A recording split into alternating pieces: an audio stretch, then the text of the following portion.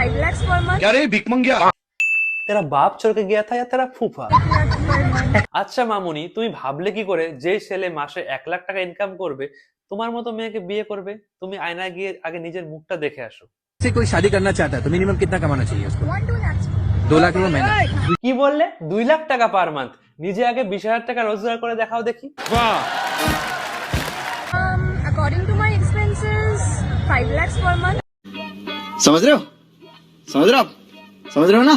এই যে আরেকজন, এর ডিমান্ড তো আরো হাই, পার মান্থ 5 লাখ।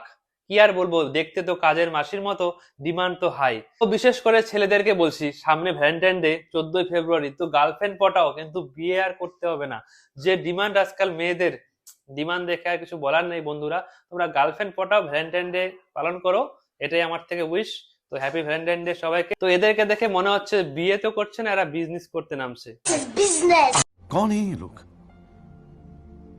कहां से आते हैं?